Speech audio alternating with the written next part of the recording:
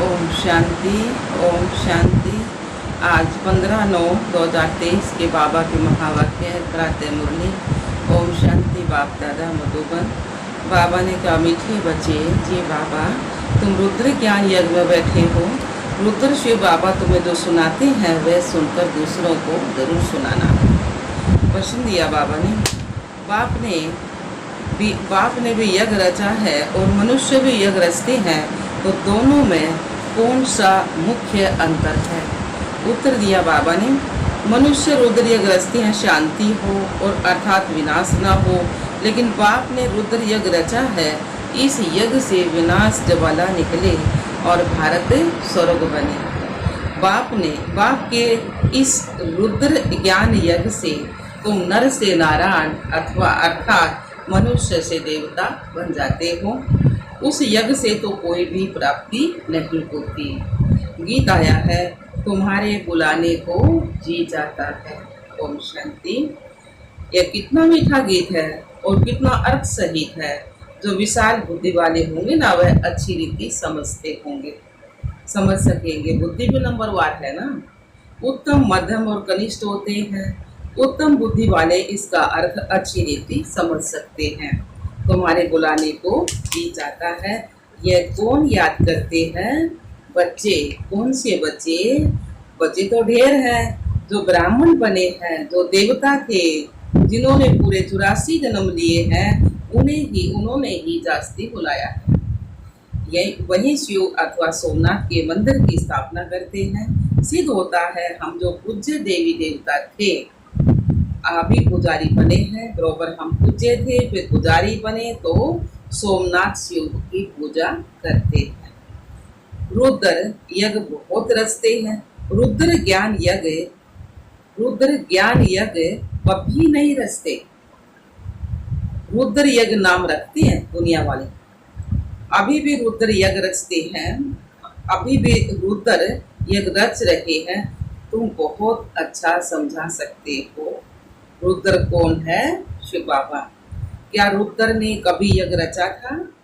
कैसे रचा? फिर क्या उसकी सिद्धि हुई? यह तो कोई नहीं जानते ना। तुमको अभी ज्ञान का तीसरा नेत्र मिला है।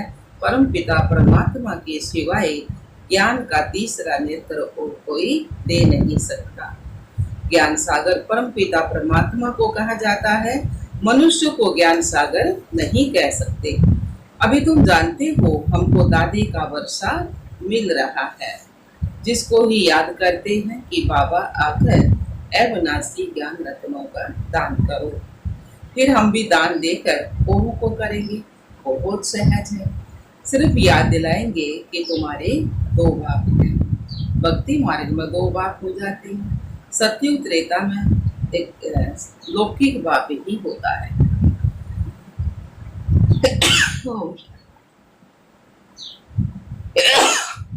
ओम शांति बाबा। सतयुग त्रेता में एक ही लौकिक बाप होता है ना। वह वर्षा भी तुम इस समय के पुरुषार्थ अनुसार पाते हो। तो तुम बच्चों का माथा फिरना चाहिए। ऐसी ऐसी जगह जाकर पूछना चाहिए कि रुद्र यज्ञ किसने रचा था? क्या रुद्र ज्ञान यज्ञ है या रुद्र यज्ञ है? असुल नाम क्या है? रुद्र ज्ञान यज्ञ। तो बाबा ने कहा, रुद्र तो कौन है? निराकार शिव बाबा। वह कैसे यज्ञ रचेगा? जरूर शरीर धारण करना पड़े ना। भगवान को तो शरीर नहीं है बाबा, तो जरूर ब्रह्मा का शरीर धारण करना पड़ा। तो दक्ष प्रजापिता का यज्ञ भी मनाते आते दिखाते हैं। दक्ष प्रजापति यज्ञ में असव को सभा करते। असव मतलब वो तो दुनिया तो घोड़े ने कहा है ना, लेकिन कौन सा वो असव? ये शरीर है। शरीर को सभा करते हैं। तो बाबा ने क्या, तो घोड़े को टुकड़े टुकड़े कर जलाते। उनको दक्ष प्रजापति यज्ञ कहते। तुम अभी जानते हो, तो वहाँ लिखना चाहिए यह कौन सा यज्ञ है। तो बड़ा भटके से यज्ञ करते हैं, बहुत पैसे इकट्ठे करते हैं, बड़े बड़े आदमी दान करते हैं, कोई 100 निकालते, कोई 500 निकालते। तो इस रुद्र ज्ञान यज्ञ में तो तुम सारे सवा हो जाते हो। इस बाबा ने क्या, उसमें तो थोड़ा थोड़ा पैसा निकाल इकट्ठा करते हैं, फिर ब्राह्मण को दक्षिणा मिलती है। यहाँ तो तुमको सवा होना पड़ता है ना, शरीर सहित सवा होना पड़ता है ना। वहाँ सवा होने की बात नहीं है। यहाँ बच्चे कहते हैं बाबा तन मन धन सहित मैं आता हूँ। वहाँ ऐसे नहीं कहेंगे, आहुति में कभी ऐसे नहीं डालेंगे। आरती आदि होगी, चंदा चीरा होगा, बड़ों बड़ों से लेते हैं। तो तुम बच्चे जानते हो इस रुद्र यज्ञ से ही विनाश वाला प्रज्वलित हुई है। वह यज्ञ रचते हैं शांति के लिए, विनाश के लिए नहीं। वह शांति का बड़ा आवाज करते हैं। शांति तो सारी दुनिया में चाहिए ना। परमात्मा है शांति का सागर। तुम बच्चों को अर्थ समझा जाता है, अखबार पढ़ते हो तो ख्याल चलना चाहिए ना, कैसे हम सबको समझाएं। बाप जानते हैं कैसे बीके दुकान संभाल रहे। सेठ का कौन सा दुकान अच्छा चलता है, कौन सा मैनेजर अच्छा है, वह तो गुड़ जाने, गुड़ की गोथरी जाने। यह ब्रह्मा है गोथरी, यह बड़ी रमणीक बातें है। शिव बाबा है गुड़। जो रुद्र ज्ञान यज्ञ के लिए तो लिखा हुआ, तो रुद्र ज्ञान यज्ञ के तो लिखा हुआ है, इससे विनाश वाला निकली। तो वह यज्ञ करते हैं शांति के लिए। यह है सच्चा सच्चा यज्ञ। उन ब्राह्मणों के तो अनेक सेठ होते हैं, यह तुम ब्राह्मणों का तो एक ही सेठ है। कौन है? शिव बाबा। बाप है रुद्र। रुद्र बाप कहो, शिव कहो, सोमनाथ कहो, उसने ज्ञान यज्ञ रचा है। जिसमें तुम बैठे हो वह यज्ञ तो 2-4 दिन चलेगा। तुम्हारा यह रुद्र ज्ञान यज्ञ तो बहुत बड़ा है, उसमें टाइम लगता है। यह है नर से नारायण अथवा मनुष्य से देवता बनने का यज्ञ। वे तो ऐसे नहीं कहेंगे, बाप बैठ समझाते हैं कैसे उनको सावधान करो। बड़ों बड़ों को बोलो, यह तुम जो यज्ञ रचते हो उसमें भूल है।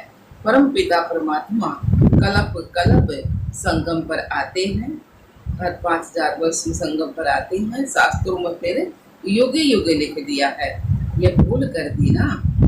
वैसे ही रुद्र यज्ञ रचते हैं, वास्तव में रुद्र ज्ञान यज्ञ है। शिव का नाम क्या है? रुद्र है। उसने तो ज्ञान यज्ञ रचा है। जैसे इब्राहिम ने अपना इस्लाम धर्म स्थापन किया, बुद्ध ने बोधि धर्म स्थापन किया, वैसे रुद्र का है ज्ञान यज्ञ, जिससे विनाश ज्वाला प्रज्वलित हुई। तो गोया वो लोग शांति के लिए यज्ञ रचते हैं, अर्थात विनाश नहीं चाहते। स्वर्ग की स्थापना के लिए नरक का विनाश हो तो अच्छा ही है ना। नरक खत्म नहीं होगा तो सतयुग कैसे आएगा? भारत है अविनाशी खंड। जरूर भारत के मनुष्य संप्रदाय बहुत ज्यादा होने चाहिए। आदि सनातन देवी देवता धर्म था, तो उनको सारा कलप हुआ है। शास्त्रों में 33 करोड़ लिख दिया है, परंतु यह तो समझाना चाहिए जरूर और धर्म वालों से देवता धर्म की आदमशुमारी जास्ती होगी। लेकिन वह कन्वर्ट हो गए तो कैसे निकले? बोधी क्रिश्चियन मुसलमान आदि जाकर ढेर बने हैं, इसलिए थोड़ी संख्या हो जाती है। यह भी ड्रामा है, इसमें समझने की बड़ी विशाल बुद्धि चाहिए। जब तक बुद्धि में ज्ञान नहीं बैठा है तो सिर्फ अर्पण में होने से क्या फायदा है? अर्पण में तो ढेर बनते हैं, परंतु जो अच्छी रीति धारण कर और कराते हैं, प्रजा बनाते हैं, वही अच्छा पद पा सकते हैं। तो यह गीत एक्यूरेट है, बुलाने को जी जाता है। सबसे पहले 84 जन्म किसने दिए होंगे? जो पहले पहले थे वह थे ही देवी देवताएं। सो भी भारत में थे। अभी तो कोई कहाँ कन्वर्ट हो गए, कई तो भारत से बाहर चले गए हैं। नहीं तो वास्तव में भारत जैसा बड़ा तीर्थ और कोई भी नहीं है। और सभी धर्म स्थापक जो हैं उनको भी पावन बनाने के लिए भगवान को भारत में आना पड़ता है, क्योंकि सब प्रतीक है। सबको पावन बनाने वाला तो एक है ना। ये तुम जानते हो, तुम्हारे में भी नंबरवार यथार्थ रीति जान सकते हैं। तुम कहेंगे हम रुद्र ज्ञान यज्ञ में बैठे हैं। ऐसा कोई यज्ञ होता है क्या जिसमें इतना समय बैठे हो? क्या बैठ करते हैं? रुद्र जो ज्ञान सुनाते हैं वह सुनते ही रहते हो। जहाँ तक रुद्र बाबा इस शरीर में है, सुनाते ही रहेंगे। प्रजापिता ब्रह्मा भी तो जरूर यहाँ होगा ना। ब्रह्मा का दिन और ब्रह्मा की रात गाई हुई है। सूक्ष्म वतनवासी ब्रह्मा का थोड़े दिन और रात बनाएंगे। वह तो सूक्ष्म वतनवासी देवता है। दिन और रात का प्रश्न तो यहाँ का है।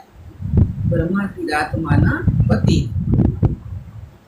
फिर वही पावन बनते हैं तो दिन होता है। ब्रह्मा को भी पावन बनाने वाला वह एक सतगुरु है। सत बाबा, सत टीचर, सतगुरु तीनों इकट्ठे हैं। पहले जरूर बाप के बच्चे होंगे, फिर पद टीचर से पाएंगे। नंबरवार है ना। यह भी बुद्धि में रहे तो कितनी खुशी रहे। तुम पहले बेहद के बाप के थे ना, यहाँ आए हो पारट बजाने। भक्ति मार्ग में बेहद के बाप को याद करते आए हो, क्योंकि वह है स्वर्ग का रचयिता। जरूर स्वर्ग की राजा ही देने वाला होगा।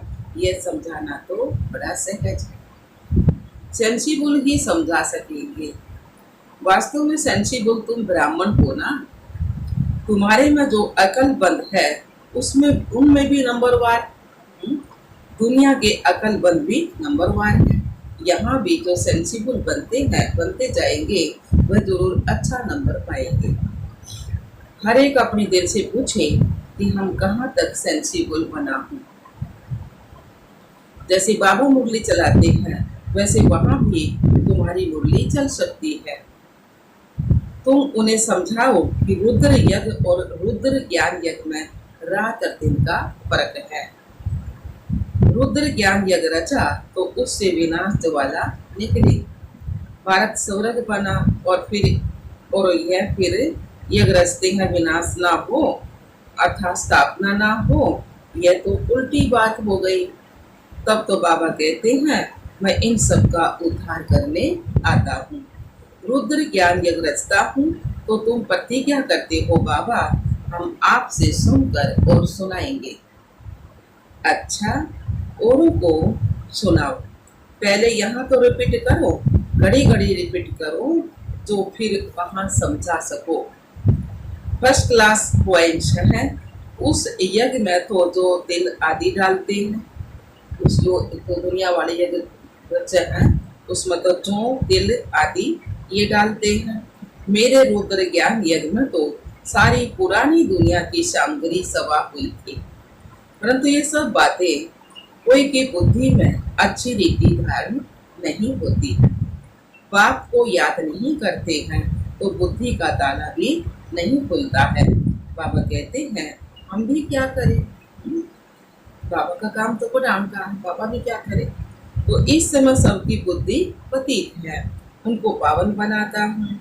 जो मेरे को याद नहीं करते उनमें धारणा नहीं हो सकती। बुद्धि का ताला कैसे खोले? याद से ही खुलेगा ना। मोस्ट बिलवेड बाप है, उनकी बड़ी महिमा करते हैं। शिव बाबा की कितनी महिमा है। शिव की पूजा भी होती है तो जरूर आता होगा ना। बगैर आर्गन से क्या आकर करेंगे। वो अब ब्रह्मा में आया हुआ हूँ। तुम बच्चे बाप दादा के सामने बैठे हुए हो, परंतु देह अभिमान होने के कारण इतना लव बाप के लिए रिगार्ड नहीं रहता। डायरेक्शन पर मुश्किल चलते हैं, अहंकार में आ जाते हैं। बाप कहते हैं मैं निरअहंकारी हूँ। तुमको इतना अहंकार क्यों आता है?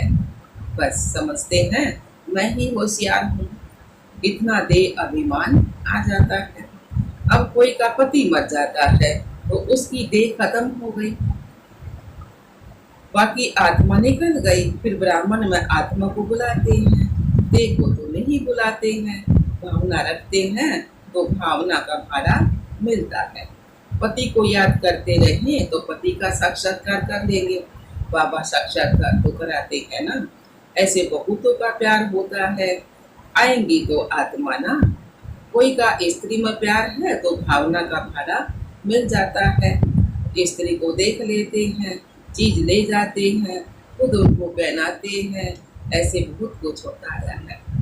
आगे बहुत विधि से खिलाते थे, जैसे गणेश को अथवा नानक आदि को याद करते हैं तो साक्षात्कार हो जाता है। ऐसे बहुतों को हो सकता है, परंतु वह चाबी एक ही बात के हाथ में है। बाप कहते हैं यह साक्षात्कार की बातें भी ड्रामा में नोंदी हुई है। साक्षात्कार कराया, ड्रामा चला, ठहरता नहीं है। ड्रामा को भी अच्छी रीति जानना होता है ना। अरे बाबा का तो अच्छी रीति रिगार्ड रखो। बाप में इतना रिगार्ड प्यार रखना बड़ा मुश्किल समझते हैं। वह तो निराकार है, कहते हैं ये तो गुणकारक है, इनको हम क्या करेंगे, हम तो निराकार को ही याद करेंगे। अच्छा, निराकार की गोद में जाकर दिखाओ, निराकार साथ खाओ पीओ, तुम इनके पास क्यों आते हो? कहते हैं नहीं बाबा, आप इनमें हो ना, आप कोई इसमें विराजमान समझ चलते हैं। तो यह बड़ा मुश्किल किसकी बुद्धि में रहता है। ऐसे बहुत हैं जो वकोड़े लगाते हैं, हमारा बाबा में बहुत प्यार है, हम इतने घंटे बाबा को याद करते हैं। बाबा कहते हैं मैं भी पूरा याद नहीं करता हूँ, मैं तो एक ही सिकिलदा बच्चा हूँ, फिर भी मैं पुरुषार्थ बहुत करता हूँ। अच्छा जी बाबा, मीठे मीठे सिकिलदे बच्चों प्रति माता पिता बाप दादा का याद प्यार और गुड मॉर्निंग। रूहानी बाप की रूहानी बच्चों को नमस्ते। हम रूहानी बच्चों की रूहानी बाप दादा को याद प्यार गुड मॉर्निंग, नमस्ते नमस्ते नमस्ते जी। हम बाबा के बच्चे सदा रहे हंसते और हंसाते। शुक्रिया मीठे बाबा, शुक्रिया बाबा। धारणा के लिए मुख्य साहब बाबा ने सुनाया। पहला पॉइंट, अर्पण होने के साथ साथ अपनी बुद्धि को विशाल बनाना है। उच्च पद के लिए अच्छी रीति धारणा करनी और करानी है। दूसरा पॉइंट, बाप समान निरअहंकारी बनना है। अहंकार छोड़ बाप से अति लव का रिगार्ड रखना है। दे अभिमान में नहीं आना है। वरदान दिया बाबा ने, मालिक बन कर्मेंद्रियों से कर्म कराने वाले कर्म योगी कर्म बंधन मुक्त भाव। मालिक बनकर कर्मेंद्रियों से कर्म कराने वाले कर्म योगी कर्म बंधन मुक्त भाव। सार में गया बाबा ने, ब्राह्मण जीवन कर्म बंधन का जीवन नहीं, कर्म योगी जीवन है। कर्मेंद्रियों के मालिक बन, जो चाहो जैसे चाहो, जितना समय कर्म करना चाहो वैसे कर्मेंद्रियों से कराते चलो तो ब्राह्मण सो फरिश्ता बन जाएंगे, कर्म बंधन समाप्त हो जाएंगे। यह देह सेवा के अर्थ में भी है। कर्म बंधन के हिसाब किताब की जीवन समाप्त हुई।